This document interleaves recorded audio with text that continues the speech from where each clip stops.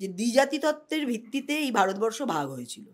সেই সময় যে মুসলিমরা এই দেশে ছিল, যারা নিজেদের ভারতবর্ষকে আমাদের দেশ হিসাবে দেখেছে, তাদের কারোর এখান থেকে নাম কাটা হবে না, এখান থেকে তারা যাবে না।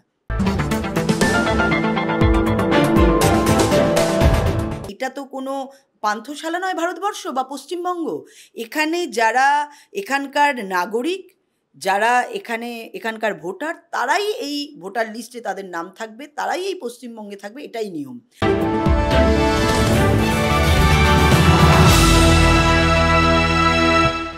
ভোটার তালিকা থেকে জীবিত মানুষ বাদ পড়া, আধার কার্ড ব্যবহার এবং বাংলায় এসআইআর নিয়ে বিতর্ক, এই সব বিষয় এখন রাজ্যের রাজনৈতিক আলোচনার প্রধান কেন্দ্রবিন্দু। বিজেপি সাংসদ ফাল্গুনী পাত্রের দেওয়া উত্তর অনুযায়ী ভোটার তালিকা হালনাগাদ, বেআইনি অনুপ্রবেশকারীদের শনাক্তকরণ এবং নাগরিকত্ব বিষয়ক প্রক্রিয়া নির্বাচনকে সরাসরি প্রভাবিত করছে। আমরা আধার কার্ডের বিরুদ্ধে ভারতীয় জনতা পার্টি কখনো বলেনি। আমরা যেটার বিরুদ্ধে বলেছি সেটা হচ্ছে ভুয়ো আধার কার্ড, ভুয়ো রেশন কার্ড, ভুয়ো বার্থ সার্টিফিকেট, ভুয়ো রেসিডেন্সিয়াল। আমরা এই ভুয়োর ব্যাপারে বলেছি। আমরা আধার কার্ড অবৈধ একবারও বলিনি। আমরা বলেছি যেগুলো পুরো বর্ডার এরিয়া জুড়ে সারা পশ্চিমবঙ্গ ব্যাপী রমরমিয়ে এই ব্যবসা চলছে, যেখান থেকে ভুয়ো আধার কার্ড, ভুয়ো রেশন কার্ড, ভুয়ো বার্থ সার্টিফিকেট, সবই ভুয়ো রেসিডেন্সিয়াল পাওয়া যাচ্ছে, সেগুলোর বিরুদ্ধেই আমরা বলেছি।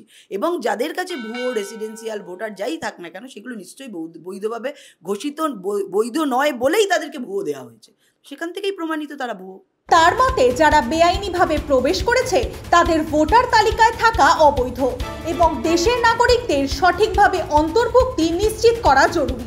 এছাড়াও যারা নিপীড়নের কারণে দেশে এসেছে তাদের নাগরিকত্ব নিশ্চিত হওয়া উচিত। এই দিক নির্দেশনায় ভোটার তালিকা এবং ভোটার অনুমোদনের প্রক্রিয়া রাজনৈতিক বিতর্কের কেন্দ্রবিন্দুতে রয়েছে। এসআইআর বাংলায় যেই উঁকি দিয়েছে, এসআইআরের সেই কার্যপদ্ধতি শুরু হয়ে গেছে। অর্থাৎ দেব না, কারণ নির্বাচন কমিশন একটা স্বশাসিত সংস্থা। তো এখানে যেটা 13 বার হয়েছে, এবারেও হবে, করতে হবে। আর যে করতে পারবে না, তারপরে আইন আছে। স্বভাবতই আমরা জানি যে রাষ্ট্রপতি শাসন জারি করে, কারণ আমরা তো, এটা তো কোনো পান্থশালা নয় ভারতবর্ষ বা পশ্চিমবঙ্গ। এখানে যারা এখানকার নাগরিক, যারা এখানকার ভোটার, তারাই এই ভোটার লিস্টে তাদের নাম থাকবে, তারাই এই পশ্চিমবঙ্গে থাকবে, এটাই নিয়ম।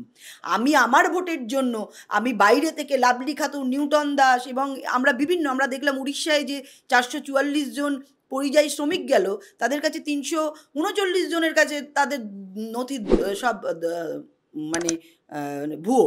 তার মানে কি, এই ভুয়ো নথি এখান থেকে তৈরি করে সারা ভারতবর্ষে পাচার করা হচ্ছে, শুধু পশ্চিমবঙ্গে নয়, এবং জনবিন্যাসকে বদলে দেওয়া হচ্ছে। এটা তো হতে পারে না। অতএব এটা পান্থশালা নয়।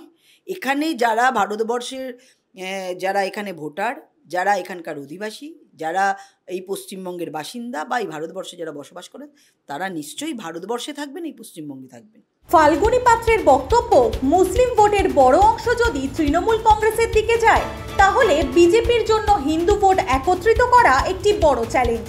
বর্তমানে হিন্দু ভোটও পুরোপুরি সংহত নয়, যা রাজ্যের নির্বাচনী সমীকরণকে আরো জটিল করে তুলেছে। দ্বিজাতি তত্ত্বের ভিত্তিতে এই ভারতবর্ষ ভাগ হয়েছিল। সেই সময় যে মুসলিমরা এই দেশে ছিল, যারা নিজেদের ভারতবর্ষকে আমাদের দেশ হিসাবে দেখেছে, তাদের কারোর এখান থেকে নাম কাটা হবে না, এখান থেকে তারা যাবে না। কিন্তু তার কাটার বেড়া পেরিয়ে যারা বিভিন্নভাবে ঢুকে পড়েছে বিবাহ সূত্রে, তারা তো এদেশের নাগরিক নয়, তারা ভোটার নয়। অতএব তাদেরকে এখান থেকে যেতে হবে, কারণ তাদের জন্য আলাদা দেশ আছে। আমরা সবার কাছেই মাননীয় মোদিজির উন্নয়নের দিকে তাকিয়ে এবং সারা ভারতবর্ষে গুজরাট থেকে আরম্ভ করে অন্যান্য জায়গায় মুসলিমরা যেখানে ভারতীয় জনতা পার্টি জিতেছে সেখানে কি অবস্থায় আছে দেখে, এবং নরেন্দ্র মোদীজির নেতৃত্বে 3 তালাক থেকে শুরু করে সমস্ত প্রকল্প সবার ভেতরে সমবন্টন এবং তাদের চোখের জল মোছানোর ক্ষেত্রে যে ভূমিকা পালন করছে, সেটা একবার বলতে বলি। এসআইআর প্রক্রিয়া অর্থাৎ ভোটার অনুমোদনের প্রক্রিয়া, এসব বিষয় বাংলার রাজনীতিতে নতুন মাত্রা যোগ করেছে। ফাল্গুনী পাত্রের উত্তর থেকে স্পষ্ট, এই বিষয়গুলো নির্বাচনী কৌশল এবং রাজনৈতিক পরিকল্পনার ক্ষেত্রে গুরুত্বপূর্ণ প্রভাব ফেলছে।